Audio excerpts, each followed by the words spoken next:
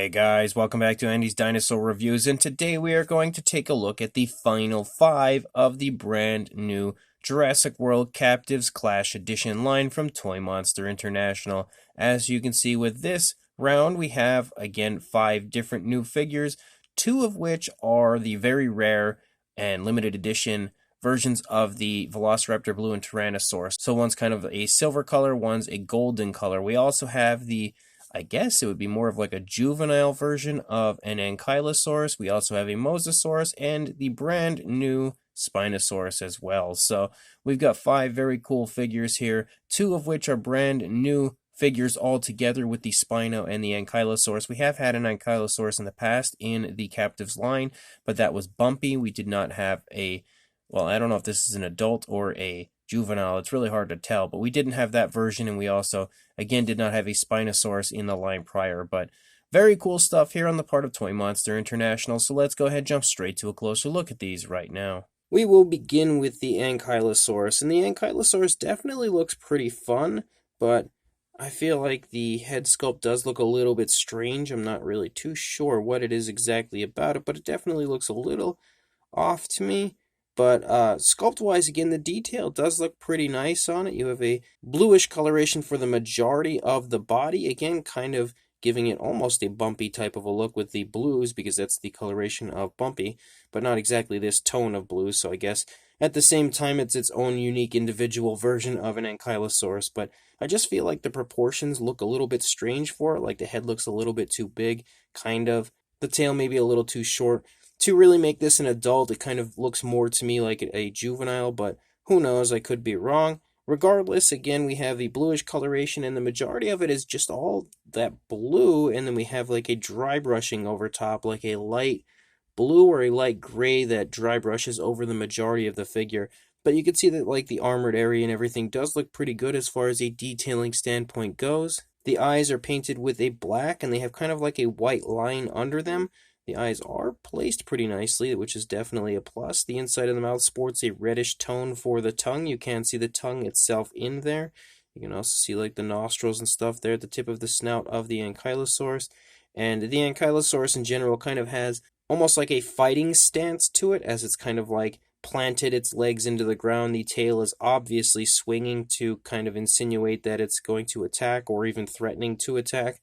But it also has, I almost dropped it, but it also has a little area back here. Like you can see that, again, it's blue for the majority of the figure, but it transitions to a brown on the club tail, and also has an area of red. So I would imagine that is the area of like kind of dino damage on this figure, because a lot of these have had that kind of like injury effect, or some have like scars, I would say, more so than injuries.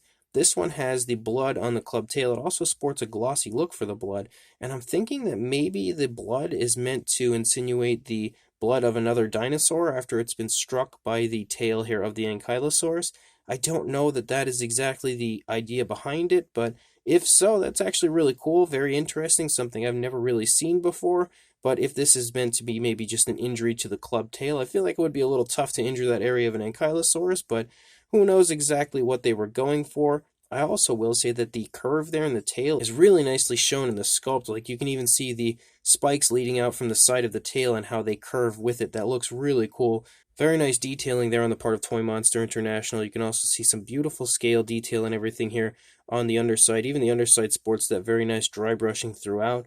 And you can see even here on the sides of the legs and everything, detail-wise, it definitely has some very nice scale detail, nice texturing and stuff to it.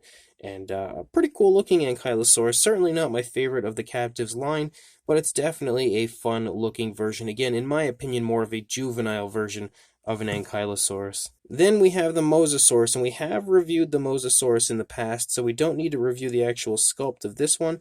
Just basically look at the paintwork, and the paintwork this time is a really nice blue, and then we have like a light blue that's been dry brushed over, but I feel like the light blue that's been dry brushed over it might be a little bit too strong as far as the application of the paint goes, because it's just a little overbearing in certain areas. But at the same time, it definitely looks cool. Initially, I said that I think this one's my favorite version of the Mosasaurus, but I'm thinking maybe the last version might actually be. And you can see the old one, if I bring the old one in and compare it with the new one, I'm not too sure why. I think initially it just wasn't a gigantic fan of the kind of blue coloration, that lighter blue, but it's really grown on me over time. And although this newer one absolutely has a closer look to the actual Jurassic World version of the Mosasaurus, I feel like this one might just be a little bit cooler because it has a little bit more color variation to it. But you can really see, again, a gigantic difference in color between the newer and older versions. Even the teeth are actually a slightly different color. The older one had more of like pearly whites. The newer one has more of like an off-white. The eyes on the older one were also a yellow, which you can see potentially if my camera would focus on it. There we go. Had yellow eyes, no pupils. The newer one has white eyes and does have pupils, although I will say I think the eyes might be a little bit too big. Maybe not too bad on this side, but again, the inside of the mouth sports a purplish tone of color in there, or like maybe actually more like a pink. And then we do have, again, scars on this one, just like we've had with a lot of the figures. Some have wounds, some have scars. This one has scars, and it looks like it was bitten by, in my opinion, like a shark of some kind, maybe a megalodon. Who knows exactly, but I think that was a really cool idea on the part of Toymonster International. A really neat thing to add to a Mosasaurus. The underside actually has a beautiful blue, a slightly, maybe it's not even a slightly different shade. It might actually just be the same color of blue that we see on the upper side, but there's no dry brushing under here, whereas up here we do have quite a bit of dry brushing, but definitely another fun version of the Mosasaurus for sure. Again, a closer to screen accurate paint scheme for it this time, but I'm honestly not sure if I like this one or the older one better. That's a really tough call. I just can't figure that one out. And then we have the very rare version of the silver Tyrannosaurus Rex, and we have actually had this figure in the past in, I think it was the first line. I almost dropped it, but I think we had it in the first line of figures, and this is the one from the first line. And just like with the Indoraptor, the bronze Indoraptor, there definitely appears to be a very slight difference between the two. The older one's a little bit shinier, so a slightly different shade of silver used for the newer one, which is cool to still have an opportunity to get the, silver Rex, but it's also neat that they've given it a slightly different shade, so there are, variations between the older one and the newer ones. Not really a big deal for most, but if you are a collector that likes to have some difference between the first run and the newer run, there's definitely a little difference between the Indoraptor and now the Rex. I can say that for sure, but I love these figures. I love the silver look for them, the, metallic type of a look that they give these, limited and ultra rare and all those type of figures. I think it's really cool. I wasn't always a huge fan of it until, honestly, I got the initial round of Captivz figures, and then they instantly sold me on it, and I really think it's a lot more appealing than I ever gave it credit for nowadays, so huge fan of that one. And then there's also the limited edition version of our golden Velociraptor blue, and again, it looks beautiful with this coloration on it, this very cool gold type of a look. And then, just like with the Rex, we had this one in the past, so here's the one from the initial run, and I think this is the first one out of these. Definitely does not look like there's really honestly any difference. Like, it actually looks like it's the exact same thing between the first run and the newest run. So with the Velociraptor blue, I can't take notice of anything that's different, not even a slightly different shade of color or anything used. So if you're looking for this one, at least you have a chance to get the exact same one that was released in the first round, or at least as far as I can tell. But another really cool looking version of this figure. I think it's super cool with that gold color. And then the final one that we have is the only new species technically added into this line, this particular edition of the Captivz figures, and that is the Spinosaurus. And this one looks very cool. I would have preferred more of like a JP3 kind of a look, of course, but I think they've done a great job on this one regardless. You can see that the overall sculpt definitely looks very Jurassic Park-ish, of course, which is, if again you're releasing a Jurassic World figure, you want it to look like the screen counterpart, and I think they did do a good job as far as that goes when it comes to the Spino. The coloration of the majority of the figure is just variations of grays and kind of like a light green almost type of a color, and they just kind of splotch back and forth. There doesn't really seem to be any specific design to the coloration. I'm not a giant fan of the color, but I think it looks alright. I feel like it definitely could have looked better if it was a little more naturally applied, and maybe had more of a design to it rather than just kind of splotching everywhere. But that being said, I do still think it looks really cool, and who knows, maybe Spinosaurus had a coloration similar to this, so it could be a naturalistic color for the dinosaur. The inside of the mouth, you can see the mouth is open, the tongue sticking out there, it's painted with a pink. The teeth are all painted really quite nicely. There doesn't seem to be really any sloppiness or anything as far as that goes. The eye, again, is painted with a black, just like we saw on the previous side. They're both nicely placed. They also have a gloss coat on them, which is pretty cool to see. We have some slices in the neck, and on this one, it kind of looks like there's like teeth marks. Like you can see individual stab marks here on the side of the neck. So it's either teeth marks or claw marks that have been jabbed into the neck of the dinosaur. So rather than like slits down the side, they look more like puncture wounds, which is pretty cool. Again, to even have some difference in the injuries of the dinosaurs, but you can also see, again, detail-wise, it really is quite nice. It's an overall incredible sculpt. As always, when it comes to these Captivz figures, they always provide us with very, very highly detailed minifigures, probably the best sculpted and oftentimes the best painted minifigures that you'll ever see anywhere. You can also see some alternate coloration there for the sail, as we have kind of like an off-white up there. Not too different from the coloration of the body, but definitely an alternate coloration. There's even like a little hint of pink if you look at the lower part of the sail as it leads down into the back. I don't know if we have that over here. Yeah, it kind of actually looks a little bit more sporadically placed over here, but definitely pretty cool looking and a really nice sculpt. I have two of these now that actually I was able to unbox, so I'm definitely going to repaint one, give one the actual JP3 colors. But another awesome figure for the Captivz Jurassic World line. And just like with all of the others, you usually have some form of articulation with your figures. It's not technically articulation, it's just where you connect the body parts, but because you connect them with little ball joints, they can articulate. So this one has the tail. You can swivel the tail around however you would like. Some have the head that you can articulate, but the head actually comes on the Spinosaurus, so that's not something that you get with this particular figure. With the Ankylosaurus, same deal as the Spino, actually. You can, swivel the tail because that's the only part of the Ankylosaurus you connect. And then for the Mosasaurus, this one you do have a little extra as you have the head and the tail. So you can, again, swivel those around. They will pop off if you're not too careful, though.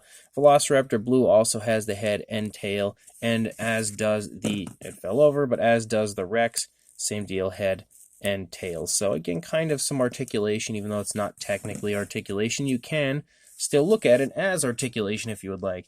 As far as the size goes, we're not going to measure each and every one, as per usual. If you are familiar with these figures, you'll already know roughly what the sizes are. They're very similar in size, all of them, but for a length, like on the Spinosaurus, you're looking at about 3¼ inches, or a little over 8 centimeters, closing in on 8½ centimeters. And then for a height, the highest point would actually be the tail, just shy of 2 inches or 5 centimeters. But to help further show you the size for a size comparison, there is Mr. Papo T-Rex, the Attack Pack Dilophosaurus, and Robert Muldoon from the Mattel Jurassic World toy line in comparison to these Captivz Jurassic World figures, and showing you that, again, they are very small, really nicely sized for being minifigures, but also sporting incredible amounts of sculpt, detail, and paint for something so small. Again, being minis, they are, in my opinion, still the best minifigures out of any Jurassic line that we have ever had. So this is the final group of these brand new Captivz Jurassic World Clash Edition minifigures. We have officially taken a look at the entire first wave of this line. There are more species to come in the future, as we have, again, Parasaurolophus, Edmontosaurus, quite a few on their way that I really cannot wait to get a hold of, as well as, of course, repaints of some other figures that we've had in the past. I think there's another Baryonyx coming and stuff like that. But this time, again, we have 2 new figures as far as sculpt-wise go, 2 brand new figures in this particular group, as well as 3 repaints. And one is technically not even a repaint, actually, it's a repack. The Velociraptor Blue, the golden limited edition version of Velociraptor Blue, seems to be exactly the same one as the first wave of Captivz figures. I honestly can't tell any difference between the two, so if you missed out on the very first one, you still have an opportunity to get a hold of that golden Velociraptor Blue, as that one does seem to be, again, the same figure as the initial version was. But as far as the silver Tyrannosaurus Rex goes, again, being an ultra rare figure, it's a little tough to find these guys probably, but This one definitely has a slightly different shade of silver compared to the original one. So if you do have the original one, it is a slight variant that you'll be able to get and not have the exact same figure. Really cool as far as both the Velociraptor Blue and Rex, and even the Bronze Indoraptor. I love those kind of more rare versions. They just look so cool, and the actual paint that they've given them just looks honestly awesome and really highlights the details of the figures. Then we have the Ankylosaurus. Again, it's a pretty cool looking sculpt. I think the bumpy version of Ankylosaurus was better as far as the Captivz figures go than this one, but honestly, that's still the best bumpy figure that I have in my collection was the Captivz version. This one, in my opinion, looks a little bit more so like a juvenile version of an Ankylosaurus, more so than an adult, and I think it definitely looks nice. They've put some pretty nice detail into the figure. The paintwork isn't my favorite thing about the figure, though. I'm not a huge fan of it, but it also doesn't look bad. It's just kind of like the bare minimum as far as coloration goes. Still pretty cool looking and definitely another enjoyable figure in the line. Then you also have the Mosasaurus, and the Mosasaurus this time sports a coloration that's a lot more similar to what it looks like in the films and in Camp Cretaceous as far as the coloration of the Mosasaurus, that variation of blue. The previous one, not so much, but it had really cool color on it prior, but this one again has more of a screen accurate kind of color scheme in my opinion.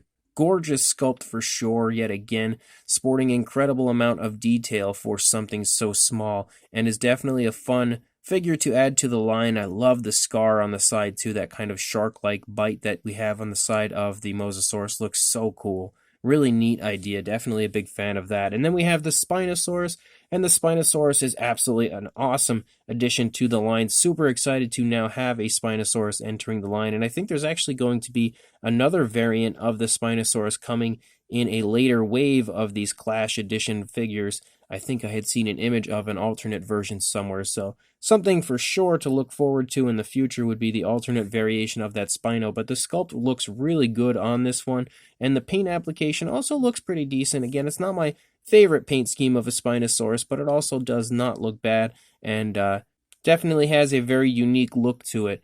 Pretty cool pose for the Spinosaurus, as well as it's kind of crouching down with maybe one hand touching the ground a little bit, and just kind of, I think, looking around, or maybe it's about to attack as the mouth is slightly open, I'm not too sure, but definitely a neat looking pose for the Spinosaurus on top of everything. So these 5 are another 5 very cool figures for the Captivz Jurassic World line. Really excited to now officially have the entire line here in my collection. As of right now, as far as the main line goes, have all of them here on the channel in reviews. Make sure you check out the other reviews if you missed those, so you can see the entire lineup of the Captivz Clash Edition Wave 1, and make sure you pick some of these up when you can. Find them at Walmart, Meijer, or Five Below. And make sure you also like, comment, and subscribe, and I will see you in the next review. Thanks for watching.